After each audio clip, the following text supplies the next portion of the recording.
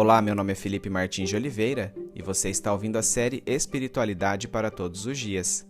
A reflexão dessa semana encontra-se no seguinte texto bíblico, João 14, de 15 a 31, e corresponde à semana 30 do Guia Devocional do Evangelho segundo João, cujo título é A Promessa do Espírito Santo. Vamos à leitura do texto bíblico. Se vocês me amam, obedecerão aos meus mandamentos, e eu pedirei ao Pai, e ele lhes dará outro conselheiro para estar com vocês para sempre, o Espírito da Verdade. O mundo não pode recebê-lo, porque não o vê nem o conhece. Mas vocês o conhecem, pois ele vive com vocês e estará em vocês. Não os deixarei órfãos, voltarei para vocês. Dentro de pouco tempo o mundo não me verá mais, vocês porém me verão, porque eu vivo, vocês também viverão. Naquele dia compreenderão que eu estou em meu Pai, vocês em mim e eu em vocês. Quem tem os meus mandamentos e lhes obedece, esse é o que me ama. Aquele que me ama será amado por meu Pai, e eu também o amarei e me revelarei a ele. Disse então Judas, não Iscariote, Senhor, mas por que te revelarás a nós e não ao mundo? Respondeu Jesus, se alguém me ama, obedecerá a minha palavra. Meu Pai o amará, nós viremos a ele e faremos morada nele. Aquele que não me ama não obedece às minhas palavras. Estas palavras que vocês estão ouvindo não são minhas, são de meu Pai que me enviou. Tudo isso lhes tenho dito enquanto ainda estou com vocês. Mas o Conselheiro, o Espírito Santo, que o Pai enviará em meu nome, lhes ensinará todas as coisas e lhes fará lembrar tudo o que eu lhes disse. Deixo-lhes a paz lhes dou, não a dou como o mundo a dá. Não se perturbe o seu coração nem tenham medo. Vocês me ouviram dizer, vou, mas volto para vocês. Se vocês me amassem, ficariam contentes porque eu vou para o Pai, porque o Pai é maior do que eu. Isso eu lhes digo agora antes que aconteça, para que quando acontecer vocês creiam. Já não lhes falarei muito, pois o príncipe deste mundo está vindo. Ele não tem nenhum direito sobre mim. Todavia, é preciso que o mundo saiba que eu amo o Pai e que faço o que meu Pai me ordenou. Levantem-se, vamo-nos daqui.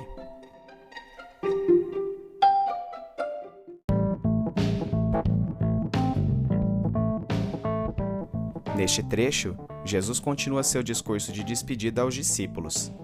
Em João 14,15, Jesus vinculou a realização de obras sobre as quais estava falando anteriormente com o amor que lhe devotamos. De fato, as obras que os seguidores de Jesus realizariam só seriam possíveis se movidas pelo amor a Ele, este despertado e sustentado pelo Espírito Santo. Aqui, o Espírito Santo é chamado de Consolador, Conselheiro ou Ajudador, que vem do grego Parakletos. Demóstenes e Filo usavam o termo Parakletos como sendo aquele que é chamado para estar ao lado de alguém.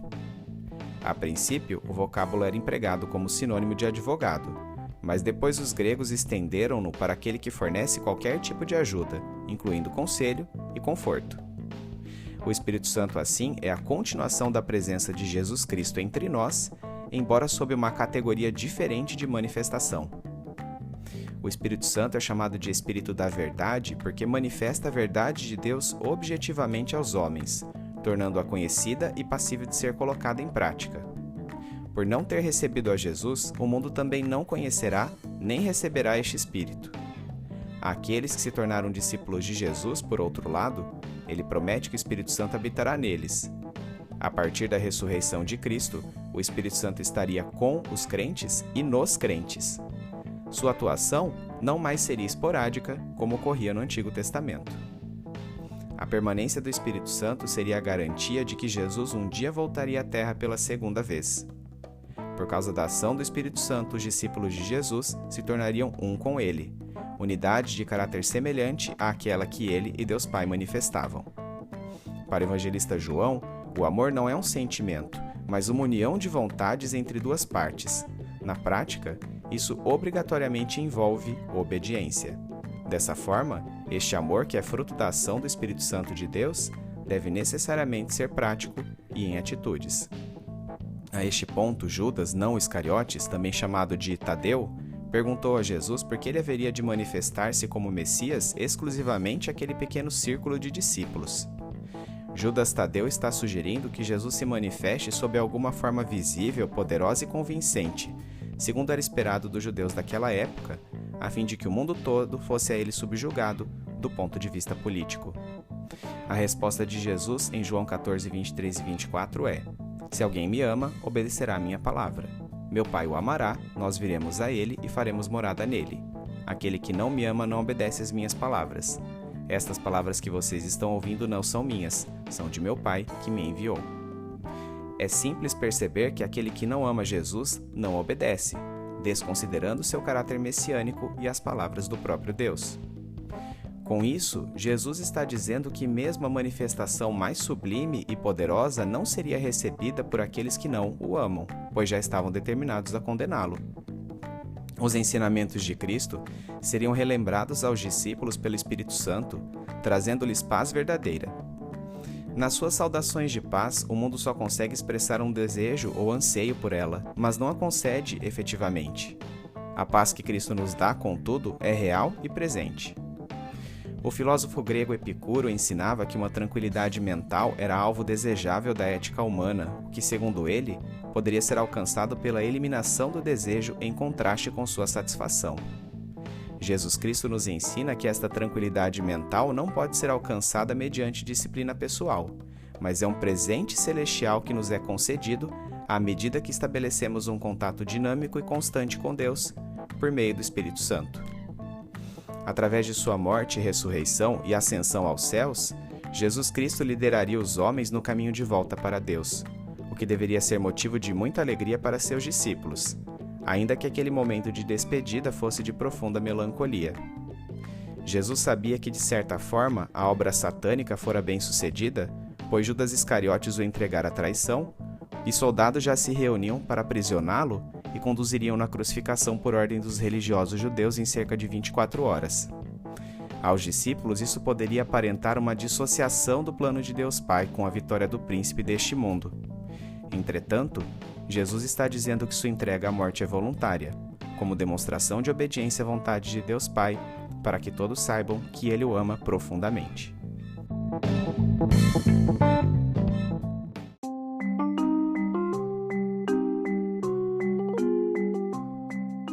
Aplicação prática. Jesus enviou o Espírito Santo como uma compensação por sua ausência, a fim de executar as funções que ele mesmo teria desempenhado se permanecesse pessoalmente conosco. Nós que vivemos no período histórico que sucede à ressurreição de Jesus Cristo, estamos sob a ação do Espírito Santo, que faz-nos certos de que Deus nos ama e da mesma forma somos capazes de amar as outras pessoas, convence-nos do pecado, da justiça e do juízo. Sem a obra do Espírito Santo, jamais nos perceberíamos pecadores. Ninguém, a não ser o Espírito Santo, pode revelar a uma pessoa que sua condição de justa perante Deus não depende de suas obras, mas da morte de Cristo na cruz. Por fim, a presença do Espírito Santo entre nós corrobora a ressurreição de Cristo e, portanto, que o juízo contra o diabo e seus seguidores será cabalmente concretizado. O Espírito Santo também passa a habitar em nós, consolando-nos, exortando-nos e edificando-nos, de modo a desenvolvermos o caráter de Cristo, distribui dons aos seres humanos para que eles possam funcionar em ambiente comunitário e é sinal de que Cristo retornará novamente à Terra. Acerca do convencimento de nossos pecados pelo Espírito Santo, Jerry Bridges, em sua obra Pecados Intocáveis, assim escreve: a vida cristã tem um princípio fundamental que chamo de responsabilidade dependente. Ou seja, somos responsáveis diante de Deus por obedecer a sua palavra e matar os pecados em nossa vida, tanto os chamados aceitáveis, quanto os obviamente não aceitáveis. Ao mesmo tempo, não temos capacidade para cumprir esta tarefa. Na verdade, somos totalmente dependentes do Espírito Santo. Nesse sentido, somos tanto responsáveis quanto dependentes. À medida que buscarmos andar pelo Espírito, iremos vê-lo trabalhar em nós e por nós para nos purificar da força do pecado que ainda atua em nossa vida. Nunca seremos perfeitos nesse mundo, mas progrediremos aos poucos. Algumas vezes acharemos que não tem ocorrido progresso nenhum. Contudo, se queremos mesmo lidar com os pecados sutis de nossa vida, podemos estar certos de que o Espírito Santo trabalhará em nós e por nós, e nos ajudará. Sua promessa é que aquele que começou a boa obra em nós irá aperfeiçoá-la até o dia de Cristo Jesus. O Espírito Santo não abandonará a obra que começou em nós. O modo como o Espírito Santo age em nós e por nós é um mistério, pois não conseguimos entendê-lo nem explicá-lo. Simplesmente aceitamos o testemunho da Bíblia de que Ele habita em nós e está trabalhando para nos deixar cada vez mais parecidos com Cristo. Não podemos duvidar desta grande verdade a respeito do Espírito Santo. Precisamos acreditar que não estamos sozinhos na batalha contra os pecados sutis. Ele tem trabalhado em nós e progrediremos à medida em que andarmos pelo Espírito.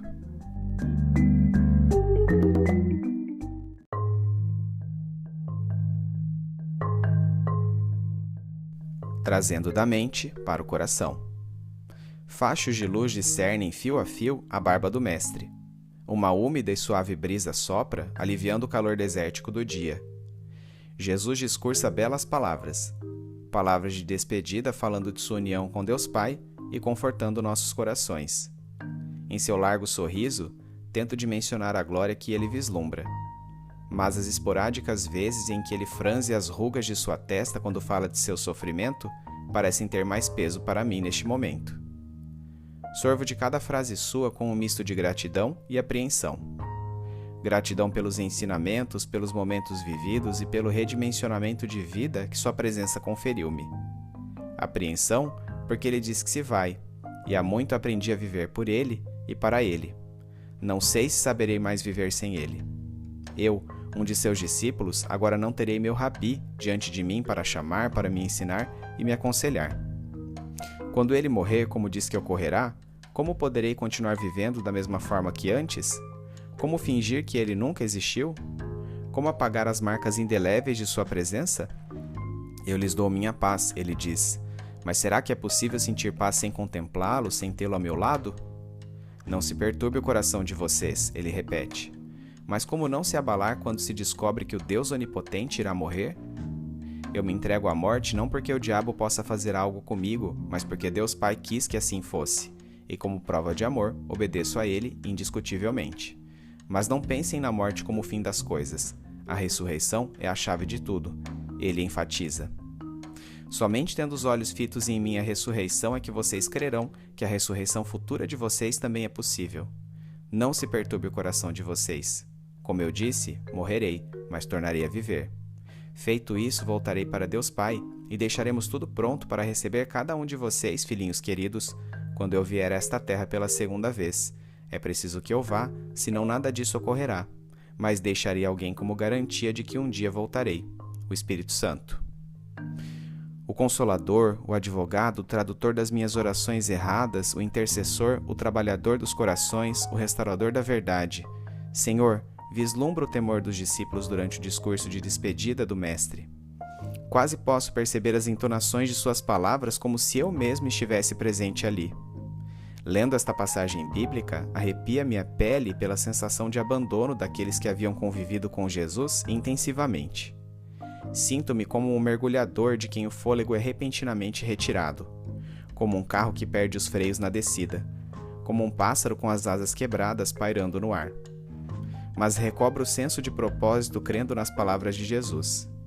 Ele prometeu que enviaria um Consolador, que então ele me console, guie e direcione. Que o Espírito Santo assuma o controle daquilo que Jesus iniciou. Que eu tenha com ele a mesma intimidade que os discípulos tiveram com Jesus, o Deus de carne e osso. Olho para trás e me lembro de fatos de minha vida claramente influenciados pela ação deste Espírito Santo. Olho para dentro de mim agora. É plena minha alma outrora fria e escura, e minha vida, minha rotina, meu trabalho, minha família e meus relacionamentos estão permeados da resolução temerosa de ouvir aquilo que o Espírito Santo tem a me dizer. Olho para frente e tenho a certeza de que da mesma forma que eu não sou quem era, certamente ele me fará melhor do que sou hoje. A chave é a ressurreição, o Espírito Santo bem me lembra. Não se perturbe o coração de vocês, o mesmo Espírito me recorda. Voltarei para buscar vocês, o Consolador aquece meu coração. Senhor, obrigado pelo Espírito Santo, meu companheiro e ajudador, que torna Cristo real em minha vida ao longo dos tempos e que renova em mim a esperança e o proceder dos primeiros discípulos, até que o Mestre venha de novo. Assim eu espero ansiosamente e agradeço. Em nome de Jesus. Amém.